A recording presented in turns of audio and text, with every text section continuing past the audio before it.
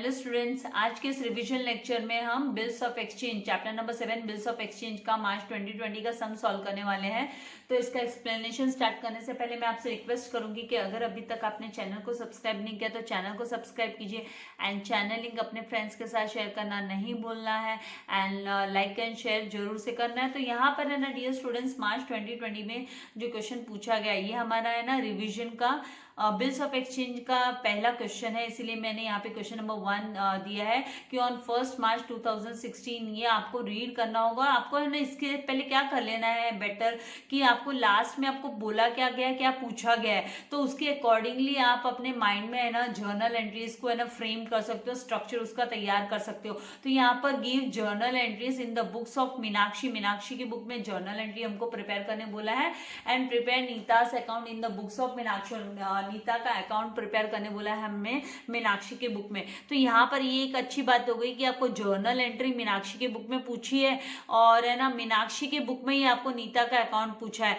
तो ये काफी आसान हो गया। तो अब हमको देखना है कि मीनाक्षी है कौन और नीता कौन है। तो यहाँ पर है ना ये जो फर्स्ट स्टेटमेंट दिया है on 1 March 2016 Meenakshi sold goods to Nita. तो यहाँ पर आपको फाइंड आउट करना होगा कि भाई ड्रॉवर कौन है, ड्रॉई कौन है। तो यहाँ पर है ना मीनाक्षी ड्रॉवर है, मीनाक्षी ड्रॉवर है क्योंकि ये गुड सेल कर रही है तो ये ड्रॉवर हुई एंड जो नीता है वो ड्रॉई है, ये परचेस कर रही है। तो यहाँ पर है ना मीनाक्षी ये जो है पहली जो जर्नल एंट्री होगी 40,000 की आने वाली सेल्स को लेकर, तो हम मीनाक्षी की बुक में हम बनाएंगे। तो हम मीनाक्षी की बुक में नीता का नाम करके रिकॉर्ड करने वाले हैं कि Nita's account debit to sales account कर 40,000 की।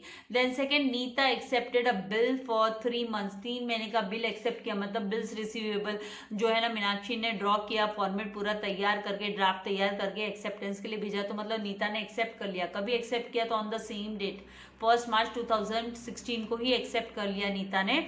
तो यहाँ पर है ना एक जर्नल एंट्री बनेगी कि भाई है ना bills receivable account debit to, हमको नीतास अकाउंट को हमको क्रेडिट करना होगा क्योंकि अब यहाँ पर है ना एज अ डेटर नीता ने ना बिल है ना वो एक्सेप्ट कर दे दिया है। इसीलिए हम है ना जो हमारी बैलेंस शीट में एसेट्स के अंडर में डेटर्स नहीं लिखकर, नीता का जो 40,000 का बैलेंस है वो डेटर्स नहीं लिखकर हम फिर है ना यहाँ पर, लेकिन उसका भी हमको ट्रांजेक्शन देखना होगा कि पूरा का पूरा बिल तैयार हो रहा है या फिर है ना पार्ट पेमेंट रिसीव हो रहा है नहीं हो रहा है, वो भी हमको चेक करना पड़ेगा। तो यहाँ पर हम देखेंगे कि ऑन 31 मार्च 2016 को मतलब यहाँ पे ये बिल की एंट्री आएगी पूरे 40,000 की आएगी क्योंकि आगे यहाँ पे कोई पेमेंट ये 31 मार्च की डेट आ रही है सीधा। तो मतलब 40,000 के बिल्स रिसीवेबल की हमको एंट्री लेनी है कि bills receivable account debit to Nita's account 40,000 हमको रिकॉर्ड करना होगा। फिर यहाँ पे देखिए ऑन 31 मार्च 2016 मतलब है ना यहाँ पर मार्च से लेके अप्रैल से मार्च का पूरा महीना, अप्रैल का पूरा महीना एंड मई का पूरा महीना, तो पूरा 3 महीना बाद में क्या हुआ कि है ना ये नीता ने रिक्वेस्ट की। देखो नीता रिक्वेस्टेड मीनाक्षी, नीता ने मीनाक्षी को रिक्वेस्ट किया टू रिन्यू द बिल को रिन्यू करने के लिए रिक्वेस्ट किया। मतलब वो है ना पेमेंट नहीं कर पा रही है, 3 महीने बाद वो पेमेंट नहीं दे रही है, तो वो रिक्वेस्ट कर रही है। तो हमें है ना इसके लिए रिन्यूअल के पहले हमको एक कैंसलेशन की एंट्री हमको देनी होगी कि भाई यहाँ पर है ना कैंसलेशन की एंट्री मतलब इसको डिसऑनर्ड की एंट्री जिसे हम बोलते हैं फर्स्ट, जिसे कैंसलेशन की पुराना बिल्स रिसीवेबल हमको कैंसिल करना है। तो यहाँ पर हम नीता से account debit to bills receivable करके पुराने बिल का कैंसलेशन का एंट्री, क्योंकि आगे हमको नया बिल बनाने बोल रही है जो नीता है वो। तो यहाँ पर भी Meenakshi agreed on that on condition, Meenakshi तैयार हुई इस कंडीशन पे वो तैयार हुई दैट शी शुड पे, मतलब कौन, नीता को पे करना जरूरी है। Nita should pay ₹10,000 in cash, रोकड़ा है ना 10,000 दे देवे। तो 40,000 में से 10,000 है ना नीता से रोकड़ा मांगा मीनाक्षी ने कि ठीक है मैं नया बिल एक्सेप्ट करने के लिए तैयार हूँ लेकिन है ना 10,000 मुझे ना रोकड़ा दे दो और एंड एक्सेप्ट और है ना नया बिल, यहाँ पर नया बिल एक्सेप्ट करने के लिए बोला कि भाई न्यू बिल आप एक्सेप्ट करोगे, वो भी नया बिल कौन से बेसिस पे यहाँ पर एक्सेप्ट होगा। तो यहाँ पर नए बिल के लिए है ना कंडीशन रखी कि जो बैलेंस अमाउंट है, नया बिल, जो बैलेंस अमाउंट का नया बिल बनेगा, accept a new bill for balance amount. तो बैलेंस अमाउंट का जो नया बिल है वो है ना उसका अमाउंट प्लस है ना इंटरेस्ट, आपको 12% का इंटरेस्ट भी है ना कैलकुलेट देना होगा। ऐसे मीनाक्षी ने डिमांड किया कि भाई तुम एक्सेप्ट करो नया बिल रिमेनिंग बैलेंस अमाउंट का। तो 40,000 में से 10,000 तो कैश रिसीव होना है, इमीडिएटली देना होगा नीता को। तो बाकी का 30,000 पे है ना इंटरेस्ट भी हमको 12% का कैलकुलेट करना पड़ेगा।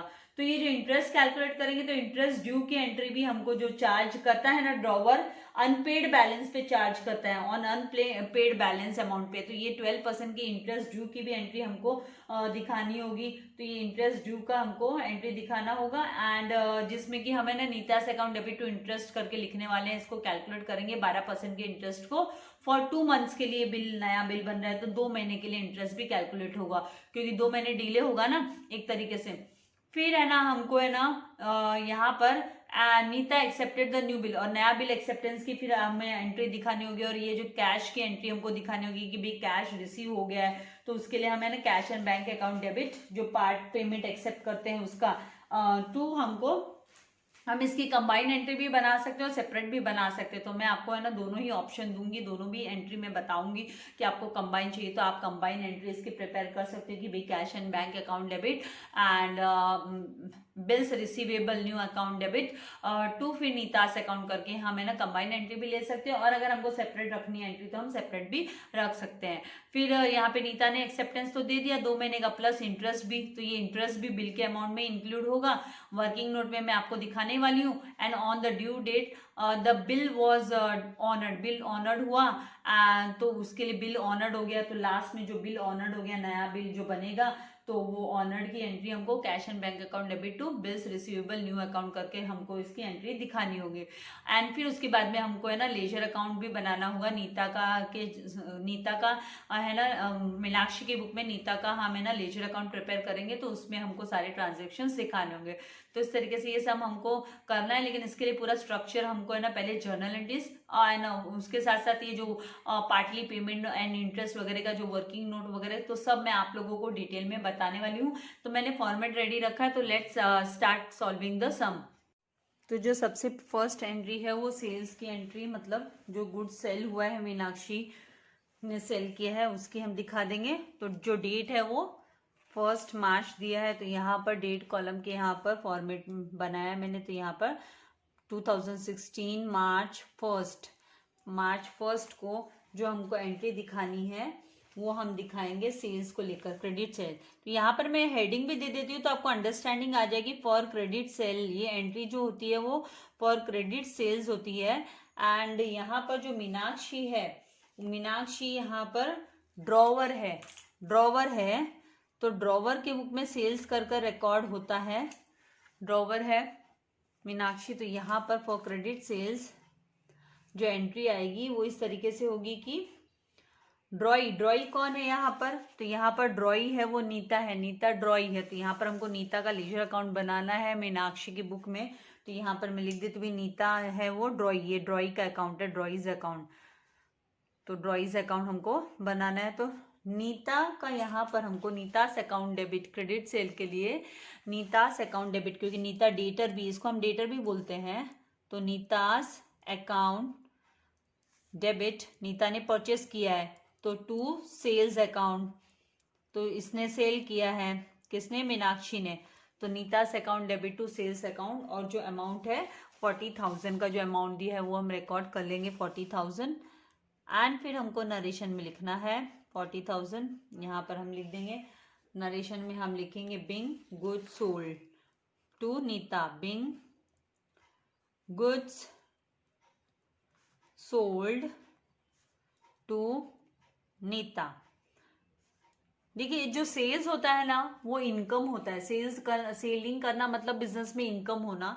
तो इनकम जब इंक्रीज होती है तो उसको क्रेडिट में लिखा जाता है। इस तरीके से जर्नल एंट्री हमको बनानी होती है। और ये जो नीता है ये डेटर है, नीता ड्रॉई है, मतलब ये डेटर भी इसे हम बोलते हैं। तो डेटर जब इंक्रीज होता है तो उसे डेबिट में लिखा जाता है।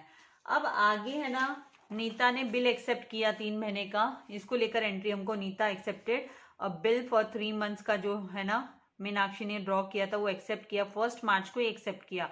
तो हमें पहले बिल एक्सेप्टेंस की एंट्री अभी हमें दिखानी है, क्योंकि बाद में तो नया पार्ट हमारा स्टार्ट हो जाता है, जो हमको रिन्यूअल का पार्ट स्टार्ट हो जाता है। तो यहाँ पर है ना हम अभी एंट्री बिल वाली, BR वाली, बिल्स रिसीवेबल। तो आपको हमेशा याद रखना है कि ड्रॉवर की बुक में, मतलब ड्रॉवर की बुक में जो सेलर है, ड्रॉवर मतलब सेलर जिसने सेल किया है, तो जो ड्रॉवर मतलब सेलर होता है, तो सेलर की बुक में है ना हम सेल्स करके वर्ड लिखते हैं, और सेलर की बुक में ना जो वर्ड यूज होता है, टर्म यूज होता है, वो बिल्स रिसीवेबल टर्म यूज होता है।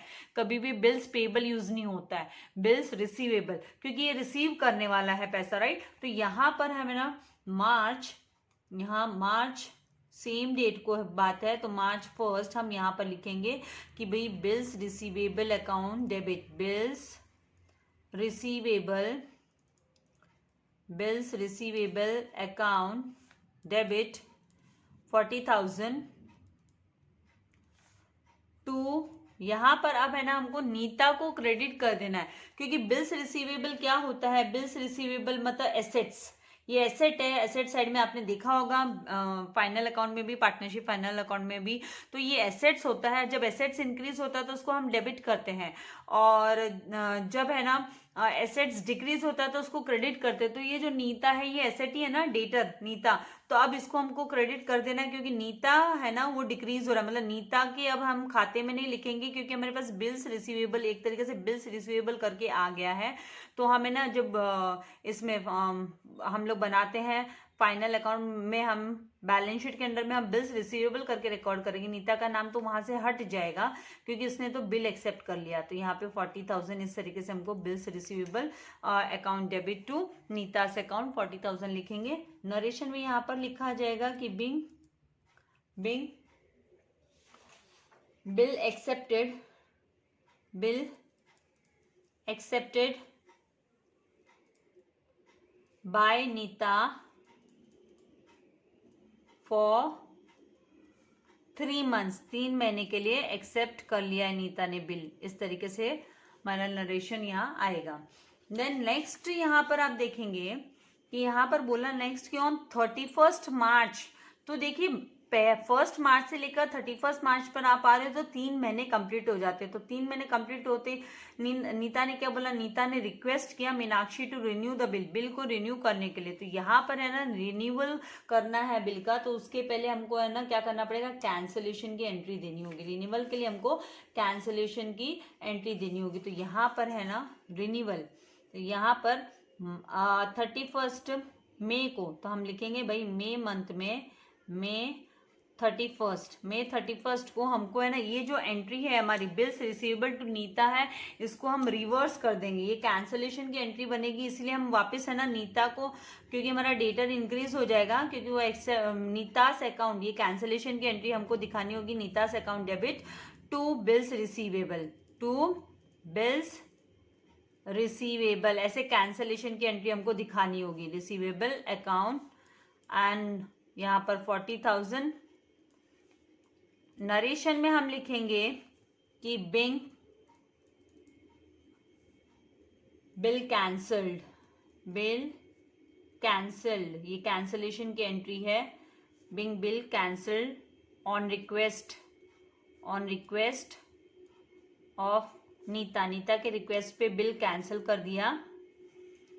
नाउ नेक्स्ट हमको क्या करना है, तो नेक्स्ट यहाँ पर हम देखेंगे कि मीनाक्षी अग्री की कि on condition she should pay 10,000 in cash. तो यहाँ पर मैं आपको जिस वर्किंग नोट में दिखा देती हूँ कि इसका जो बिल मतलब इसका जो सेल किया था वो कितना, ₹40,000। तो 40,000 का जो है ना पार्टली पेड का केस हो गया कि पार्टली पेड कैश कितना, तो 10,000। तो जो बैलेंस अमाउंट होगा वो कितना होगा, तो बैलेंस अमाउंट आप 40,000 माइनस 10,000 करोगे तो बैलेंस अमाउंट आएगा। तो balance amount is what, 40,000 minus 10,000, that is 30,000 हो गया बैलेंस अमाउंट। तो 30,000 बैलेंस अमाउंट है। इसका है ना नया बिल, यहाँ पे बिल बनाने के लिए बोल रहे हैं, यहाँ पे बिल्स रिसीवेबल के लिए बोल रहे हैं कि भाई बिल्स रिसीवेबल है ना, आप है ना नया बिल बना दो करके। तो इस पे हमको इंटरेस्ट भी कैलकुलेट करने बोला है 30,000 पे, प्लस यहाँ पर इंटरेस्ट तो ये दोनों मिलकर इंटरेस्ट एंड जो बैलेंस अमाउंट प्लस इंटरेस्ट है ना, नया बिल का अमाउंट होगा, न्यू बिल अमाउंट, ये न्यू बिल का अमाउंट होगा, बिल अमाउंट होगा। तो यहाँ पर अभी 30,000 पे कितना इंटरेस्ट इंटरेस्ट है at the rate of 12% per annum, और जो बिल का डेट है, नया बिल कितने महीने के लिए बोल रहे हैं, न्यू बिल तो फॉर 2 मंथ्स, 2 मंथ्स के लिए, फॉर 2 मंथ्स, 2 महीने के लिए नया bill, bill receivable for 2 months का नया बिल बोल रहे हैं। तो मतलब हमको 2 महीने का है ना इंटरेस्ट कैलकुलेट करना पड़ेगा 30,000 पे। तो इंटरेस्ट ड्यू की एंट्री फिर हम लिखेंगे। तो यहाँ पर interest on balance amount, on balance amount, तो ये वर्किंग नोट में इन शॉर्ट में आप लोगों को बता रही हूँ। तो इज इक्वल्स टू 30,000 जो बिल का अमाउंट होगा मल्टीप्लाई बाय 12% इंटरेस्ट है तो 12/100 मल्टीप्लाई बाय 2 महीने के लिए नया बिल, कितने महीने के लिए, तो 2 महीने का नया बिल एक्सेप्ट हो रहा है, तो 2 महीने के लिए तो 2/12 करना होगा हमको। इस तरीके से हमको लेना होगा कैलकुलेट करने के लिए। तो यहाँ पर 2 1 2, 2 6 12, या फिर 6 1 6, 6 2 12, या फिर आप 12 12 कैंसिल करते हो, 2 रिमेन रहता, वैसे भी ले सकते थे। अब मैंने यहाँ से स्टार्ट कर दिया तो उस हिसाब से मैंने बता दिया। और यहाँ पे से 2 जीरो हट गए, तो 2 जीरो कैंसिल करने के बाद में आपको 600 रुपीज़ है ना जो इंटरेस्ट क्या, इंटरेस्ट ड्यू की एंट्री, इंटरेस्ट ड्यू एंट्री यहाँ पे ये 600 को लेकर पहले हमको इंटरेस्ट ड्यू की एंट्री दिखाने दी, इंटरेस्ट ड्यू वाली एंट्री हम दिखाएंगे। और नया बिल कितने का होगा, तो इसमें प्लस 600 रुपये इंटरेस्ट का करना होगा, तो 30,600 की नए बिल की हमको एंट्री दिखानी होगी। और ये जो है इसे कैश रिसीव हुआ, कैश रिसीव्ड की एंट्री हमको 10,000 की कैश रिसीव्ड की दिखानी होगी। तो पहले हम है ना इंटरेस्ट ड्यू की एंट्री दिखा देते हैं। तो यहाँ पर और इसकी जो डेट होगी वो होगी भाई, रिक्वेस्ट कभी की और कब ये एक्सेप्ट किया है, तो ये है ना हम 31 मई ही हम इसकी डेट डालेंगे, 31 मई। तो यहाँ पर हम 31 मई को, 31 मई यहाँ पर इंटरेस्ट ड्यू की एंट्री हम पहले दिखाएंगे। तो इंटरेस्ट ड्यू की एंट्री के लिए हमको लिखना होगा कि भाई नीतास अकाउंट डेबिट, नीतास क्योंकि वसूली नीता से होने वाली, Neeta's account debit 600 rupees to interest account. Always याद रखिए इंटरेस्ट ड्यू की एंट्री आपको दिखानी होगी अगर वो इमीडिएटली आपको रिसीव नहीं हो रहा है कैश के साथ। तो फिर यहाँ पे 600 नरेशन में हम लिखेंगे being interest charged bye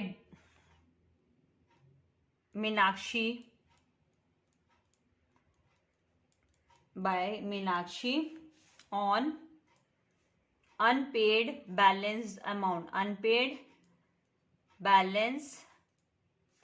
amount at the rate of 12% per annum।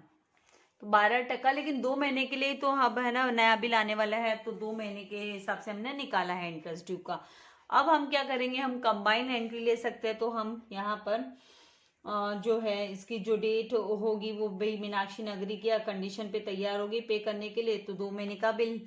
तो यहाँ पर हम जो डेट यहाँ पे ले लेंगे, यहाँ पर अब है ना हम 31 मई का, सेम हम यहाँ पे 31 मई का डेट ले लेंगे, क्योंकि यहाँ पे और कोई डेट हमको दी नहीं है, तो हम इसको यही मानकर चल रहे कि भाई ये सेम डेट को रिकॉर्ड कर रहे हैं हम। तो 31 मई को हम लिखेंगे कि यहाँ पर कैश अकाउंट, कैश और बैंक अकाउंट, इसे यहाँ पे वैसे कैश दे रही है तो कैश अकाउंट भी खाली हम रख सकते हैं 10,000।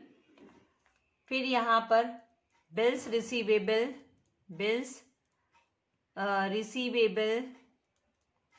ब्रैकेट में लिख लो आपको अंडरस्टैंडिंग के लिए, न्यू अकाउंट डेबिट, और इसका अमाउंट होगा 30,600 हमने जैसे कैलकुलेट किया, क्योंकि ये अलॉन्ग विद दिस इंटरेस्ट भी है ना। टू यहाँ पर अब हम लिखेंगे नीतास अकाउंट, तो ये सब देने वाला कौन है, गिवर कौन है, तो नीतास, तो Nita's account total amount 40,600। Now यहाँ पर हम नरेशन में लिखेंगे बिंग, यहाँ पर इसमें लिखा जाएगा being part payment received, part payment and new bill acceptance received, new bill acceptance received along with interest, along with interest, interest के साथ। तो इस तरीके से कंबाइन हमको एंट्री ले लेनी है, इंटरेस्ट के साथ रिसीव हुआ है करके। नाउ अब आगे क्या बोला, तो आगे बोला है कि नीता ने वो एक्सेप्ट वाला हो गया, न्यू बिल एक्सेप्ट कर लिया plus interest on the due date bill was honoured, bill honoured हो गया ड्यू डेट पे। तो हमें ना 3 मंथ्स यहाँ पर हमको कैलकुलेट करना है। तो यहाँ पर है ना 2 महीने का, राइट। तो जून एंड जुलाई, तो 31 जुलाई तक आपका 2 मंथ्स कंप्लीट हो जाता है, क्योंकि 31 मई टू हम कैलकुलेट करेंगे 30 जून, तो 1 month and 30 June to 31 July 2 months, इस तरीके से हम कैलकुलेट करेंगे। 31 जुलाई प्लस 3 डेज का ग्रेस पीरियड, 3 डेज का ग्रेस पीरियड। तो यहाँ पर 3 अगस्त हमारा डेट आएगा। तो आपको किस तरीके से कैलकुलेट करना है जरा ये भी मैं फिर आप लोगों को बेटर है कि दिखाई देती हूँ। यहाँ पर है मेरे पास स्पेस भी है वर्किंग नोट के लिए। तो यहाँ पर आपको देखो डेट को calculation of date, calculation of days. तो डेट कैसे कैलकुलेट करनी है, और नया बिल का acceptance, new bill date 31 May हमने रखी, क्योंकि कोई और डेट नहीं दी है तो हम 31 मई को ही चला रहे हैं। न्यू बिल डेट 31 में, न्यू बिल एक्सेप्टेंस डेट जो है वो 31 में है। तो calculation of date, calculation of date, तो यहाँ पर 31 ये जो मई महीना है, मई महीना में मई महीना का 1 महीना पूरा, मई टू जून यहाँ पर आप ले लोगे 30 जून तक 1 महीना आप इस तरीके से हम लेंगे। एंड फिर 30 जून से 31 जुलाई तक, जुलाई 31 तक हम ले लेंगे, 2 महीना भाई हो गया, प्लस 3 डेज ग्रेस।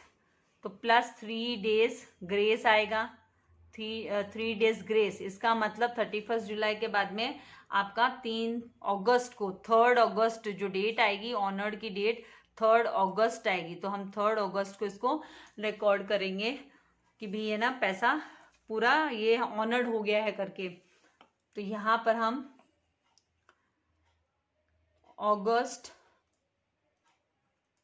3 कैश और बैंक अकाउंट डेबिट अमाउंट है वो आ जाएगा 30,600 का, to bills receivable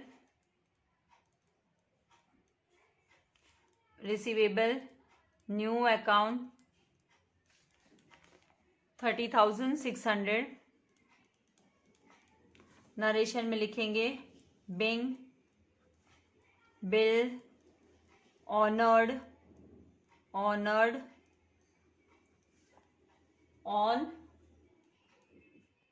the due date, on the due date. इस तरीके से हमको लिख लेना है। अब हमको क्या करना है, इसकी टोटल की हमको रिक्वायरमेंट नहीं है, आपके नए सिलेबस के हिसाब से टोटल आप लोगों को है ना इसमें बिल्स ऑफ एक्सचेंज के चैप्टर में नहीं दिया हुआ है। फिर भी अगर आपको इसका टोटल करना है तो आप इसका टोटल कर सकते हैं। टोटल करेंगे तो यहाँ पर आपको 1,91,800 आपको आएगा, 1,91,800। अब हमें क्या करना होगा, यहाँ पर इन the books of Meenakshi, in the books, क्योंकि ओल्ड इसमें है ना टोटल करना कंपलसरी था, अभी जर्नल में आप लोगों को नए सिलेबस में नहीं दिया है। तो यहाँ पे देखिए इन द बुक्स ऑफ मीनाक्षी, अब नीता का अकाउंट जो हमको बनाना है, नीता का अकाउंट। तो अब ये फटाफट यहाँ से, क्योंकि बहुत आसान है, जहाँ पर नीता का नाम है वो एंट्री हमको लेनी है। तो यहाँ पर नीतास टू सेल्स है, तो नीता के अकाउंट में हम 2 सेल्स लिखेंगे। तो 2 सेल्स कौन से साइड में लिखते हैं, तो डेबिट साइड में लिखते हैं। तो यहाँ पर 2016 मार्च 1 को 2 सेल्स हम लिखेंगे, 2 सेल्स अकाउंट 40,000। फिर बिल्स रिसीवेबल टू नीता, तो हम बाय बिल्स रिसीवेबल कर लिख लेंगे। तो यहाँ पर बाय बिल्स रिसीवेबल 2016 मार्च 1 को बाय बिल्स रिसीवेबल अकाउंट 40,000। फिर यहाँ पर Neeta's account to bills receivable cancellation वाला जो अमाउंट है, तो हमको है ना नीता की बुक में टू बिल्स रिसीवेबल 40,000 लिखना होगा, कैंसलेशन का जो आ जाएगा। तो यहाँ पर कैंसल 31 मई को हो रहा, मई 31 को, तो to bills receivable, to bills on dishonoured भी जिसे बोलते हैं हम, कैंसिल करना मतलब डिसऑनर्ड हो गया एक तरीके से, बिल्स रिसीवेबल अकाउंट, तो यहाँ पर 40,000। देन यहाँ पर आप देखेंगे कि नीतास टू इंटरेस्ट दिया हुआ है, तो मतलब इंटरेस्ट ड्यू की एंट्री का, तो टू इंटरेस्ट कर नीता की बुक में हमको दिखाना है। 31 को हम दिखाएंगे, सेम में 31 को टू इंटरेस्ट कर हम ये अमाउंट हम बता देंगे। To interest account 600। फिर यहाँ पर नेक्स्ट जो journal entry, cash and bank bills receivable to Nita, तो by cash and bank by bills receivable, ये 10,000 एंड 30,600 हमको ले लेना है अमाउंट, क्योंकि हम नीता की बुक में हम लिख रहे हैं, तो इस तरीके से हमको लेना होगा। तो यहाँ पर जो है, यहाँ पर ये जो रिसीव हुआ, ये जो बैलेंस अमाउंट हमको रिसीव हुआ है, तो हम 31 इसको मई 31 का ही हम रख रहे हैं कि 31 मई को यहाँ पर हम रिकॉर्ड कर रहे हैं कि cash and bank by cash and bank account 10,000 and by यहाँ पर बिल्स रिसीवेबल, क्योंकि बिल एक्सेप्ट करके दिया है, तो बाय बिल्स रिसीवेबल अकाउंट 30,600, ये ऑनर्ड की एंट्री यहाँ पर आ जाती है। तो इस तरीके से हमको करना है। एंड फिर जब हम है ना यहाँ पर नीता के अकाउंट को क्लोज करेंगे, लेजर अकाउंट को, तो ये है ना आपका टैली हो जाएगा, क्योंकि इसका हिसाब किताब क्लियर हो गया। तो यहाँ पे 80,600, तो 80,600 एंड यहाँ पर 40 एंड 10 हो गया, 50 एंड 30 80, तो 80,600 इस तरीके से आपका टोटल है जो लेजर अकाउंट का आ जाएगा। तो आई होप आपको ये है ना समझ में आ गया है किस तरीके से आपको करना है। तो आपको इसके स्क्रीनशॉट लेनी है, ये वर्किंग नोट है, स्क्रीनशॉट आपके अंडरस्टैंडिंग के लिए। वर्किंग नोट का मार्क्स नहीं रहता है, लेकिन कैलकुलेशन तो करने पड़ते हैं ना हमारे कन्वीनियंस के लिए हमको। तो ये वर्किंग नोट एंड ये लेजर अकाउंट, ये तो कंपलसरी है। ये भी वर्किंग नोट, डेट को लेकर वर्किंग नोट अगर आपको चाहिए स्क्रीनशॉट तो ले लीजिए। और यहाँ पे ये क्वेश्चन का, ये मार्च 2020 का हमने सॉल्व किया है, तो ये आपको, तो आई होप कॉन्सेप्ट समझ में आ गया है। So thank you very much, God bless you all dear students.